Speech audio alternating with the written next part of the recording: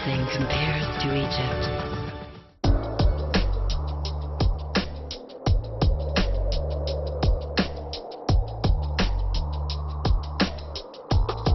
اهلا شباب، اهلا بيكم، اهلا وسهلا، اهلا بيكم في برنامج مصر جميله. احنا بنلتقي النهارده بيكم في جوله داخل المتحف المصري اللي بيعتبر من اكبر متاحف العالم ومن اشهر متاحف العالم.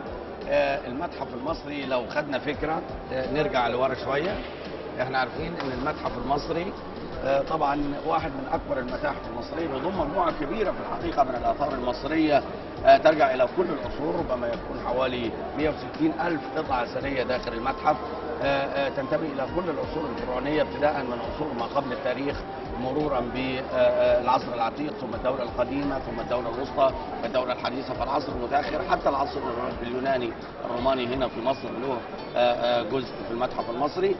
طبعا المتحف احنا عارفين لو خدنا فكره عن بناء المتحف يعتبر اول متحف في مصر والشرق الاوسط. بدأ البناء فيه سنة 1898 واستمر لحد 1901، وافتتح للزيارة في 14 نوفمبر 1902. طبعا كان بعدد قليل من الآثار، لكن دلوقتي زي ما أنا قلت ربما يبلغ المتحف تعداد الآثار في المتحف المصري حوالي 160 ألف قطعة أثرية.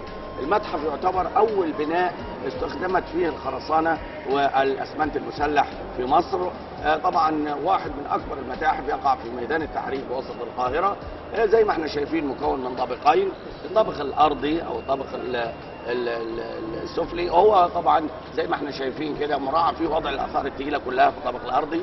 يعني دلوقتي طبعا وفي ترتيب تاريخي كمان، يعني احنا دلوقتي في العصر العتيق، ثم الدوله القديمه، ثم الدوله الوسطى، ثم ثم الدوله الحديثه، في العصر المتاخر في العصر الروماني.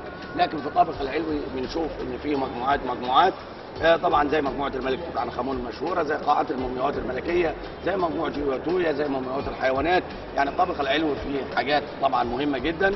الطابق الارضي زي ما انا قلت راعى فيه وضع الاثار الثقيله كلها. لو بصينا نلاقي مجموعه ضخمه من التوابيت، مجموعه ضخمه من الاثار الحجريه، التماثيل الضخمه والتوابيت الضخمه اللي هي ربما تتاثر من الطابق العلوي، فعشان كده احنا وضعناها في الطابق الارضي. والطابق الارضي زي ما انا قلت مرتب بترتيب تاريخي. لو خدنا جوله سريعه كده، المدخل زي ما احنا شايفين بيزينه 4 تماثيل في المدخل كده، تماثيل ضخمه.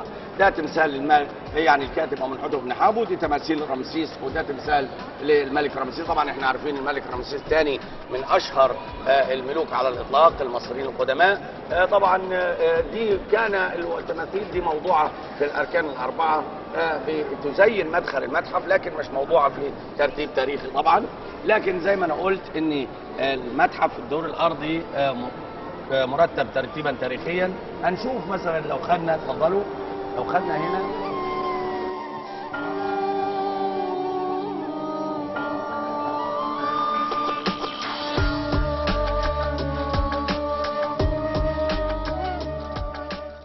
هنشوف حاجات هنا. يعني مثلا دي من اجمل الاثار ومن اشهر الاثار التي ترجع الى العصر العتيق، وهي لوحه الملك نارمر موحد القطرين او الملك مينا زي ما الناس بتسميه. طبعا الملك نارمر هو اول ملك وحد البلاد. طبعا العلماء يعني هناك اختلاف في العصر الى حد ما، ربما يكون الكلام ده كان سنه 3600 قبل الميلاد الى 3100 قبل الميلاد، يعني هناك اقوال بتقول 3100 3600 قبل الميلاد، لكن المرجح ان هي 3100. استطاع الملك مينا او نارمر توحيد مصر الموحده في دوله واحده، وده كان بدايه التاريخ زي ما احنا عارفين، لان قبل الملك نارمر كانت مصر مقسمه الى دويلات، وكانت هناك مملكه للشمال ومملكه للجنوب. لكن استطاع هذا الملك وهو من الجنوب في الصعيد، استطاع توحيد اقاليم الصعيد اولا، ثم استطاع المجيء الى الوجه البحري، واستطاع توحيد مصر الموحده لاول مره في تاريخها سنه 3100 قبل الميلاد. ومن ذلك التاريخ بدأنا نشوف الترتيب التاريخي أو التاريخ في مصر القديمة. الأثر ده يعتبر من أجمل الآثار وأشهر الآثار زي ما احنا شايفين، ليه وجهين. ده الوجه الأول مقسم إلى 3 أقسام زي ما أنا شايف. الملك اللي في النص ده لابس التاج الأبيض تاج الجنوب، لأن في مصر القديمة يا شباب كان هناك نوعين من التيجان، التاج الأبيض تاج الجنوب والتاج الأحمر تاج الشمال. طبعا زي ما أنا شايف الملك هنا لابس التاج الأبيض تاج الجنوب لأنه هو كان من الجنوب الأول، وحد أقاليم الجنوب في الأول، ثم جاء إلى الوجه البحري وحد الوجه البحري مع الوجه الإبلي زي ما أنا شايف. والإله حورس يعني بيباركوا رب الشمال، وطبعا الأعداء فارين من الملك في أسفل اللوحة زي ما أنا شايف كده، إن هم اللي هم كانوا رافضين الوحدة بين قطري مصر أو بين جزئي مصر، طبعا لأن الملك أراد أن يحارب هؤلاء الأعداء اللي رفضوا الوحدة بين قطري مصر فيقضي عليهم، وبعد كده استطاع توحيد البلاد ولتتميم الانتصار في الوجه الآخر من اللوحة. لو احنا شفنا الوجه الآخر أو الوجه الثاني من اللوحة مقسم إلى 4 أقسام زي ما أنا شايف هنا. في الجزء الأولاني زي اللي هناك يعني اسم الملك في النص وبين رأسي الإله عاشور إله الحب والجمال في مصر القديمة. بعد كده طبعا الملك هنا يبدو منتصرا لأنه يرتدي التاج الأحمر تاج الشمال، معنى كده أن هو وحد الشمال مع الجنوب. خلفه الوزير، قدامه قادة الألوية أو قادة الجيش، قدامهم الأعداء مقطوع الرؤوس زي ما أنا شايف. وهنا في النص يعني حوالين خرافين واثنين يعني بيحاولوا ضموهم على بعض، ربما يكون يعني علامة لتوحيد البلاد. في أسفل اللوحة بنشوف الملك على هيئة طور يعني بيقتحم المنازل بتاعت الأعداء برؤوسه، وتحتيه الأعداء أهم تحت أقدامه. يعني معنى كده أن قضاء الملك على كل معارضي الوحدة، وأن مصر بقت دولة موحدة منذ هذا التاريخ سنة 3100 قبل الميلاد. اللوحة دي حكاية كبيرة طبعا تقص، ده ملخصها لأن هي حكاية كبيرة جدا بتروي توحيد البلاد تحت حكم هذا الملك اللي هو يعتبر من أجدادنا الفراعنة العظام الذين يعني خلفوا لنا هذه الحضارة الضخمة العظيمة اللي لا تزال نتغنى بها بين العالم ونتباهى بها بين العالم لآلاف وآلاف السنين. أنا عندي سؤال، هي ليه اللوحة على شكل طور؟ اللوحة على شكل قلب، ده مش على شكل طور زي ما احنا شايفين. الطور ده رأسي الإله حتحور إلهة الحب والجمال والموسيقى في مصر القديمة، لكن اللوحة كانت رسمة اللوحة كده بهذه الطريقة، كانت يعني بيخلدوا الذكريات في مثل هذه اللوحات، وكانت تستخدم أصلا لو جبنا قصتها إن هي كانت تستخدم لطحن الكحل أولا، ثم بعد كده لتخليد الأشياء أو الحاجات المعينة اللي يراد تخليدها. لكن هذه اللوحة تعتبر من أهم الآثار التي ترجع إلى هذا العصر، لأن هي المستند الوحيد والعقد الوحيد اللي بيدلني على توحيد البلاد في هذا العصر المبكر من الزمان في هذا الوقت يعني تقريبا 3100 قبل الميلاد تحت حكم هذا الملك وهو الملك نارما. طبعا احنا خلصنا اللوحة دي. بعد كده برضو في أثر مهم نلقي عليه الضوء هنا يرجع إلى العصر العتيق، عشان كده نكون خلصنا آثار العصر العتيق كلها أهو. ده طبعا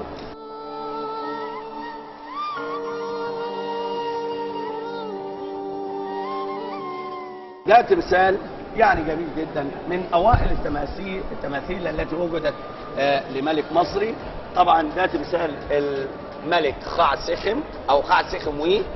طبعا لان في اواخر العصر العتيق يا جماعه كان هناك ملكين حكموا البلاد، ربما يكون كان ملك واحد. احنا شفنا 2 حكموا من اسمائهم، وجدنا ان هم في 2 حكموا خاع سخم وخاع سخموي. ربما يكون بعض العلماء بيقولوا ان ربما يكون التمثال ده الملك ده واحد، لكن اول مكان في الاول كان اسمه خاع سخم، ثم بعد توحيد البلاد وما الى ذلك يعني خد اللقب ثاني وهو خاع سخموي، وبعضهم بيقول لا ده هم ملكين. المهم احنا على اي الاحوال ان التمثال ده للملك خاع سخموي احد الملوك العظام، واول تمثال يوجد لملك من العصر العتيق وهو من اواخر العصر العتيق. طبعا يديني فكرة فنية جميلة عن الفن في هذا العصر المبكر من الزمان. يعني احنا دلوقتي في 3100 قبل الميلاد يا جماعة، يعني كان اجدادنا يعملوا الحاجات دي وينحتوا الحاجات دي من الصخور الصلدة، يعني ده يدل على ان الفراعنة كانوا متقدمين تقدم هائل جدا جدا جدا. في وقتها دي كان العالم ما يعرفش يعمل حاجة زي كده خالص الا الفراعنة اجدادنا القدماء، واحنا نفخر ان اجدادنا عملوا هذه الحضارة زي ما انا قلت، صنعوا الحضارة دي اللي استمرت آلاف من السنين وستستمر ان شاء الله لآلاف كتيرة من السنين. طبعا الملك اهو قاعد زي ما انا شايف، طبعا نص الراس طبعا مفقود، وطبعا قاعد حاطط ايديه كده على ايده اليمين، ايده الشمال على الايد اليمين، وايده اليمين على ركبته، ولابس الرداء اللي هو طبعا لحد تقريبا لحد الرجلين، وقاعد على كرسي العرش، وقاعد على كرسي العرش الخاص به، لان دايما الملوك في الحقيقه كانوا بيتمثلوا وهم قاعدين على كرسي العرش. ده من حجر الشيست. احنا عارفين الفراعنه استخدموا كل انواع الاحجار في الحضاره المصريه القديمه. في الحقيقه ان كل الانواع الاحجار استخدمت، والاخشاب كمان استخدمت في الحضاره المصريه، زي الحجر الجيري، زي الحجر الرملي، زي حجر الجرانيت الاسود والجرانيت الوردي والجرانيت الاحمر، زي الاخشاب كلها طبعا، وخاصه خشب الجميز، خشب الارز. يعني في حاجات كتير بصراحه المصري القديم. وحجر الشيست هو يعني استخدم المصري القديم انواع كتيره جدا.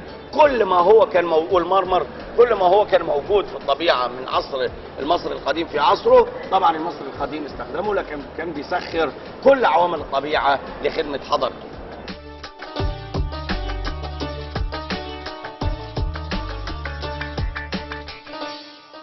دي طبعا يا جماعه دي حاجات يعني شفناها من حاجات العصر العتيق. لو دخلنا بعد كده حسب يعني ترتيبنا نمشي كده في المكان ده، هيقابلنا تمثال الملك زوسر. ده مؤسس الدولة القديمة. الملك زوسر طبعا احنا عارفين مشهور في الدنيا كلها بسبب ايه؟ ايه اللي بيشهر الملك زوسر؟ الهرم المدرج في منطقة سقارة. الهرم المدرج في منطقة سقارة ده أول هرم في مصر طبعا، اللي هو بيتكون من مصاطب فوق بعضيها. حد يعرف كم مصطبة؟ 7 مصاطب. 7 هو 7 لكن في واحدة كده يعني اللي يشوف يقول 6 لكن هم 7 في الأصل. طبعا الهرم المدرج كان أول بناء في الطوب اللبني، يعني أول بناء ضخم بالشكل الجميل ده من الحجارة والطوب وما إلى ذلك. الملك زوسر يرجع ليه الفضل في يعني بناء الشكل الهرمي ده. وطبعا احنا عارفين المهندس بتاعه المشهور اسمه امحتب. المهندس ده اللي عمل له مجموعه زوسر الهرميه اللي هناك في منطقه سقاره، البوابات ويعني الاسطح كلها اللي هناك اللي احنا شفناها دي، والهرم المدرج وما الى ذلك، بيت الشمال وبيت الجنوب. المجموعه الهرميه دي اللي اشرف عليها المهندس العظيم امحتب. طبعا ده اجمل فن للعماره في هذا الوقت المبكر من الزمان. ده بيدرس يعني اللي عمله امحتب ده يدرس في العالم كله، انه في هذا الوقت المبكر من الزمان استطاع هذا المهندس الخاص بالملك زوسر بناء هذه المجموعه الضخمه الكبيره من الاحجار والطوب وما الى ذلك. طبعا اذا تحدثنا عن تمثال نرى الملك زوسر زي ما احنا شايفين، اللي هو مؤسس الدوله القديمه او عصر بناة الاهرام كما بيسموا، لان انا الدوله القديمه بيسموها احيانا عصر بناة الاهرام. ليه بيسموا الدوله القديمه عصر؟ لان معظم الاهرام او بدايه الاهرام كانت فيها. فكان طبعا زي ما احنا عارفين ان اهرامات الجيزه وسقاره معظم الاهرامات في مصر في الحقيقه بنيت في عصر الدوله القديمه. عشان كده العلماء بيطلقوا احيانا على عصر الدوله القديمه عصر بناة الاهرام. طبعا والملك زوسر زي ما احنا شايفين هو مؤسس الدوله القديمه واول ملك بنى مقبره على الشكل الهرمي. زي ما انا شايف الملك يجلس على كرسي العرش، لا لابس الدقن الملكيه المستعاره طويله جدا. طبعا تجويف العينين يبدو ان العينين ربما كانت مطعمه زي ما انا شايف. والدقن دي بتسند. دي كانوا بيلبسوا الدقن دي كانت علامه الالوهيه والملك. يعني كانت الدقن دي دايما يعني من الضروري للملك انه بيتمثل بالدقن الملكيه المستعاره علشان تديله وقار وتديله ما الى ذلك، وتدي الملك تفريد عن غيره. وهي كانت علامه الالوهيه والملك، وكانت احيانا ربما تكون ناحيه معماريه او ناحيه انشائيه، ان هي ربما تسند الرقبه برضه زي ما انا شايف كده من قدام. وكان الملك يرتدي باروكه طويله الشعر تحت غطاء الراس الملكي اللي هو النمس. الباروكه زي ما انا شايف باينه اهي تحت غطاء الراس، وودانه باينه، ومصنوع من الحجر الجيري الملون. نعم. هو كان حجمه كده بجد ولا ده؟ لا، الاحجام بتختلف طبعا، مش معنى كده ان الحجم ده يبقى حجم الملك، لا. هو احيانا طب يعني مثلا رمسيس كان بالحجم ده؟ لا، ما كانش بالحجم ده. طبعا الفراعنه كانوا عندهم يعني بيحبوا الفخامه وبيحبوا عزه النفس وما الى ذلك، فكان دايما الفرعون بيمثل نفسه دايما يعني رشيق، حتى لو كان كبير السن تلاقي بيبين نفسه رشيق، شاب جميل قوي، يعني عسكري، يعني بيشبه نفسه ان هو قائد يعني وما الى ذلك. فدايما الجسم يعني الفراعنه كانوا في الاجسام يمكن زينا او اطول بقليل، لكن احنا وجدنا حاجات ضخمه جدا طبعا، لان هم اصحاب هذه الحضاره واستطاعوا بناء هذه الحضاره والضخامه وما الى ذلك، فطبعا يحق لهم ان يعملوا اي حاجه، يمثلوا نفسهم كل التمثيل، لانه هو استطاع يعمل كل حاجه من ذكائه وقوه عقله. الفراعنه كانوا اذكياء جدا يا جماعه، اجدادنا كانوا اذكياء جدا، ألفوا الحضاره العظيمه دي والحاجات الجميله اللي واحنا في شايفينها الاصل دي. اصلا في الاصل عرفنا منين اللي ده الملك زوسر؟ لان اتوجد في مقبرته هناك واسمه مكتوب عليه. فين بقى المقبره؟ في الهرم. في في الهرم التمثال ده اتلقى تحت في اوضه، حجره اسمها استرداد، اسفل الهرم المدرج في منطقه سقطار. اسفل حجره كده تحت الارض في اسفل الهرم. اسفل الهرم المدرج، طبعا مصنوع من الحجر الجيري الملون زي ما احنا شايفين.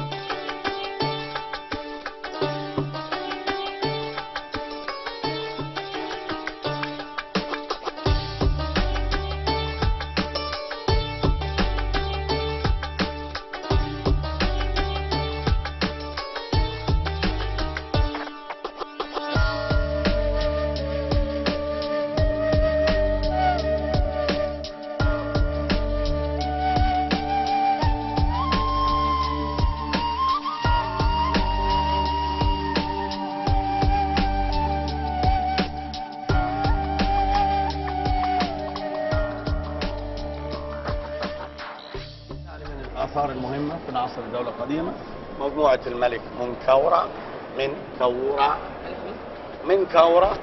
منكورة اللي احنا يعني باللغة الدارجة الناس بتقول عليه منقرة، لكن هو منكورة، اسمه ده في الخرطوش اهو، ولقى نسبتي منكورة، يعني ملك مصر العليا والسفلى منكورة.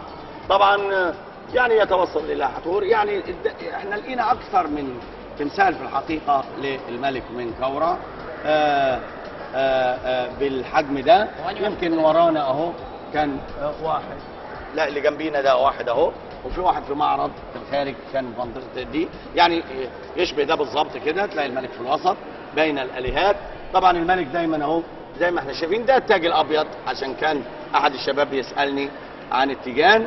طبعا التاج الابيض ده رسم التاج الابيض، وهوريكم التاج الاحمر، واحيانا زي ما انا قلت الملك يرتدي ده او دبل كراون توجذر، يعني التاج المزدوج مع بعضه، يعني زي ما احنا شايفين.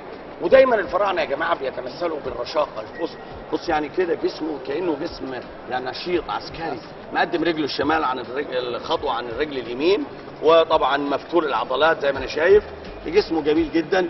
الفنان المصري على مدار العصور الفنان المصري القديم اسلوبه يدرس في العالم كله. العالم كله من وجهة نظري لو استمر يدرس الى يوم القيامة لا يستطيع ان يوفي دراسة الفنان المصري القديم. شوف الفنان المصري القديم في هذا الوقت المبكر من الزمان استطاع ان يخرج، شوف النسب. انا لو تكلمت على الناحيه الفنيه يعني ما يكفينيش ايام، مش في التمثال ده بس، في كل يعني في حاجات كتير. لو انا مسكت التمثال ده اقعد اشرح في الناحيه الفنيه في اسبوع في الناحيه الفنيه. بصوا تشريح الجسم ازاي، شوفوا ملامح الوجه، ما تلاقيش جانب اكبر من جانب، ما تلاقيش حاجه ازيد من حاجه، رغم ان التمثال يعني طوله قصير الا ان النسب مظبوطه تماما. زي ما انا شايف النسب ما فيش نسبة ازيد من الثانية ولا اقل من الثانية. الاكتاف، الصدر، البطن، عضلات الاقدام، زي ما يعني لو انا تحدثت عن الناحية الفنية لهذا التمثال او غيره من التماثيل، انا يعني اقعد اسبوع اتكلم عن تمثال واحد في الناحية الفنية فقط، ولا وغير الناحية الاثرية والتاريخية كمان. انا بيعجبني دايما يا جماعه الفن المصري القديم، فن يعني يدرس في العالم كله. لو العالم كله عايز يتعلم الناحيه الفنيه يجي يدخل مدرسه الفراعنه. الفراعنه اخرجوا لنا فن ما لا يضاهيه فن في العالم كله في الحقيقه. يعني احنا لينا، انا بكلمكم كشباب، عايزكم تفخروا باجدادكم الفراعنه ان هم علموا العالم كل شيء. الفن المصري القديم هو يدرس في العالم كله، يعني بيتعلموا العالم كله يتعلم فن المصري. هو ايه حكمة تقديم الرجل الشمال على الرجل اليمين؟ تقديم الرجل الشمال خطوه عن الرجل اليمين دي فيها اقوال كتيره، ربما تكون يعني بعض الاقوال قالت ان تقديم الرجل الشمال ان الفنان دايما لما كان ينحت عشان هو بيبدا بايده اليمين فتطلع الرجل الشمال هي المقدمه الاول، يعني في النحت، يعني اسلوب نحتي. تاني راي كان بيقول ان الرجل الشمال خطوه عن الرجل اليمين تدي بالانس، تدي توازن للجسم، يعني الجسم يبقى متوازن اكتر لو كده. في راي بيقول ان هي المشيه العسكريه دايما، يعني المشيه العسكريه هي اللي كانت تبدا بالشمال، يعني ان هي مشيه قويه، مشيه عسكريه فيها فخر، فيها شهامه، فيها قوه. يعني اقوال كتير في الحقيقه قالت. بعض الاقوال، في اقوال تانية بتقول ان هي كانت دليل على النبوليه، لانك تلاقي كبار القوم يعني معظمهم هم الوزراء وما الى ذلك هم اللي مقدمين خطوه عن الرجل اليمين. ولحد دلوقتي احنا مش عارفين انهي واحده بدول بالظبط هي اللي فعلا كانت المقصوده، لكن كلهم كويسين. مين اللي جنبه؟ دي الالهات، دي الهه اقليم من الصعيد، ودي الالهه حتحور اللي انا قلت عليها، اللي دايما الفراعنه بيتباركوا بالالهه حتحور اللي كانت على روحه الملك نارمر. الالهه حتحور دي الهه الحب والجمال والموسيقى والحب في مصر القديمه، ودايما الفراعنه كانوا بيتباركوا بيها وبيخلوها معاهم، لان هي يقال ان هي في قصه إيزيس وأوزوريس هي التي رعت حورس عندما ذهبت إيزيس تبحث على أشلاء حورس في مستنقعات الدلتا، وهي التي أرضعته وما إلى ذلك البقرة حتحور دي. فعشان كده إن هي أرضعت حورس، وحورس الملك المصري في حياته بيمثل حورس على الأرض، وفي مماته بيمثل الإله أوزوريس أو أوزوريس في العالم الآخر. فعشان كده دي تعتبر الفرعون، لان الاله حتحور الفرعون لان هي اللي ارضعت حورس. والملك بيمثل اله حورس. قصه طويله قصه اوزوريس، لكن ملخصها اللي انا بقوله ده. فعشان كده هي الفراعنه كانوا بيتباركوا بيها ان هي دايما لو جابوا قصه ان هي امهم، لو جابوا قصه ينتسبوا ليها، الفراعنه دايما بيتباركوا معاها، بيتباركوا ليها، لان هي طبعا اللي اعتنت بحورس وارضعت الاله حورس. طبعا دي كلها اثار من عصر الدوله القديمه. تقدر تقول لنا اسمائهم؟